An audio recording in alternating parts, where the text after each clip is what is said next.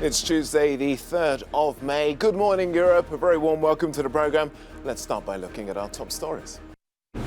Evacuations from Mariupol's Azovstal steelworks are stalled as Russia resumes its bombardment of the plant. Thousands of people remain trapped in the besieged Ukrainian city. Fears of a new battlefront after Russian missiles strike Ukraine's Black Sea port of Odessa, hitting a vital supply link to Romania. And the EU moves towards phasing out Russian oil imports by the end of the year.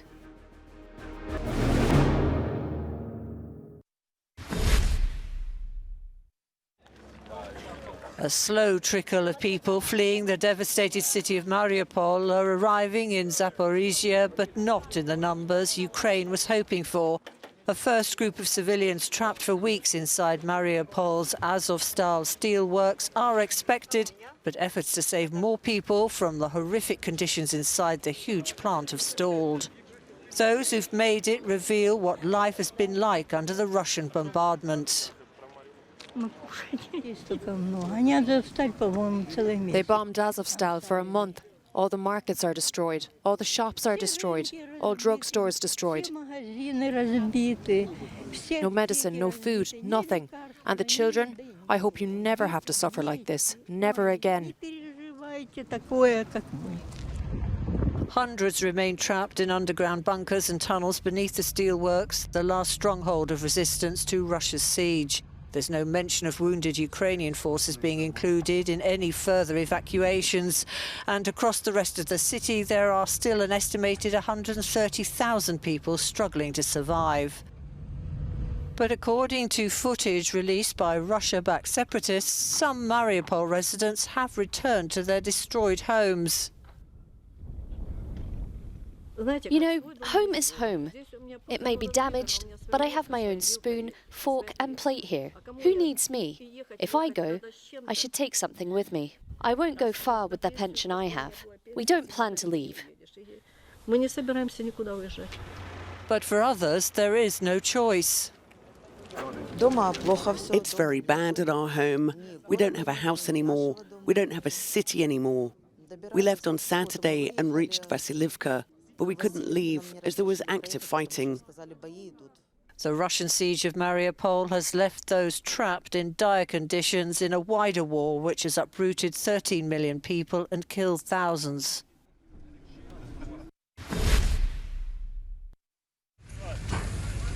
Ukrainian authorities say a Russian missile attack struck the Black Sea port of Odessa on Monday evening, killing a 15-year-old in a residential building.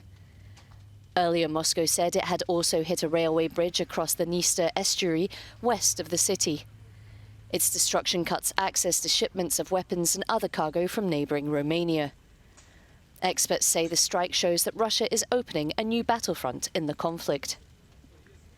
East Ukraine continues to be Russia's main target. Video of a historic school burning after being shelled in Luhansk was released by local authorities. The US has repeated its claim that Russia is planning to annex Donetsk and Luhansk. According to the most recent reports, we believe that Russia will try to annex the Donetsk People's Republic and Luhansk People's Republic, in quotes, so-called, to Russia. The reports state that Russia has plans to engineer referenda on joining Russia sometime in mid-May.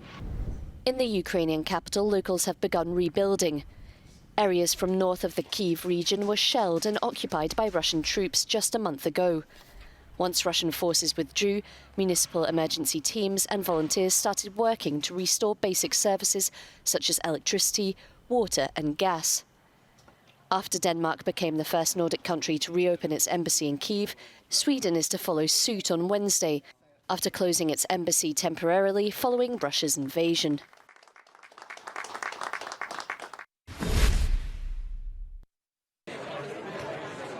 Brussels says it's preparing for some difficult months ahead in its energy sector. EU ministers in this field met on Monday for an extraordinary meeting to discuss the bloc's strategy after Russia decided to cut off gas to Poland and Bulgaria last week. Now the EU is working to ensure the continent's gas storage will be full by autumn. It's currently at 32%, and according to the Commissioner in charge of energy, Kadri Simpson, any member state could be the next victim of Moscow's energy cuts. Brussels is also working in parallel on a sixth package of sanctions against Russia that will focus on a phased-out embargo of oil. Germany, one of the main opponents, is now agreeing to it. After 2 months of work, I can say Germany is not against an oil ban on Russia.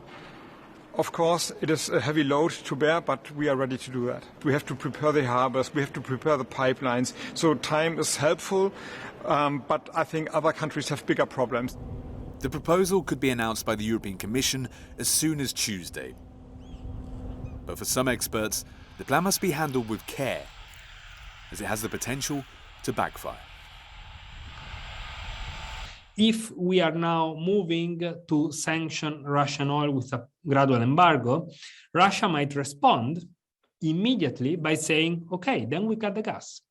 And leaving Russia this strategic game at end might not be the best option for the EU. It might be better for the EU to put a tariff immediately on both oil and gas coming from Russia into the European Union.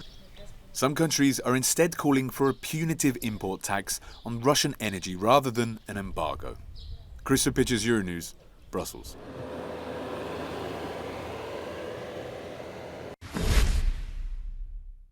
Our viewers at this stage must feel like they've been hearing about the potentiality of a Russian oil embargo for weeks, because of course it's been under discussion, intense discussion, night and day. And in fact, all last weekend we saw European Commission officials pick up the phone lines and call the various EU capitals to gauge the temperature on how far they were willing to go. Because member states like Hungary, for example, like Slovakia, also Italy, Austria, very much dependent on Russian oil and of course Russian natural gas, and very reluctant to go for an embargo like this. So what we've heard is the European Commission, as early as tomorrow, will be coming out with a compromise proposal that could then be signed off on Wednesday by EU ambassadors. This compromise proposal would see a phase out of Russian oil by the end of the year, perhaps, and it would see special measures and exemptions for those countries who rely most on Russian oil. And we've seen and heard from the German Minister today for Energy, Robert Habeck, very much in favour, saying we are on board with this and we're looking at ways to make sure that it doesn't hurt Germany too much. And of course, Poland as well, its neighbour, saying that they'll step in and help. We heard the Climate Minister from Poland saying that they will help Germany wean off this dependency on Russian oil.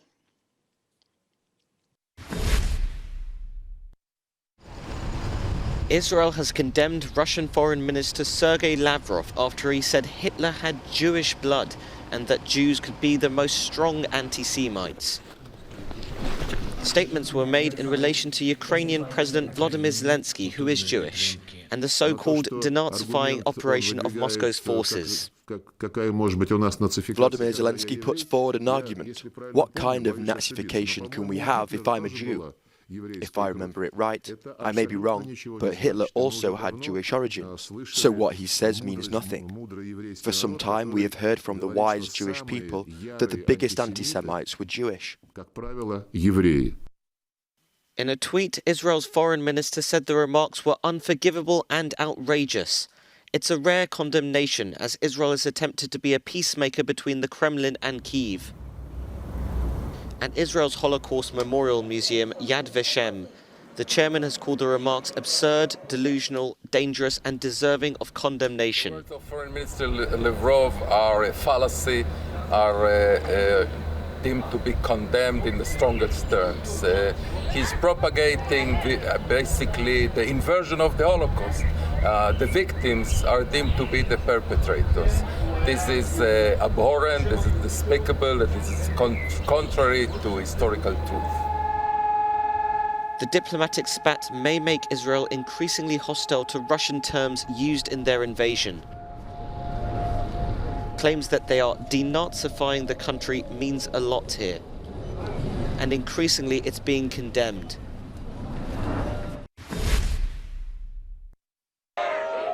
The US Supreme Court may be poised to overturn a 1973 ruling that legalised abortion nationwide. If a draft of a majority opinion leaked to newspaper Politico is verified, it would represent a staggering blow to women's rights. The draft opinion calls the landmark Roe v. Wade decision enshrining the right to abortion wrong from the start and would leave the regulation of the procedure or its ban up to individual states. Several Republican-led states have already passed highly restrictive abortion laws in anticipation of such a ruling.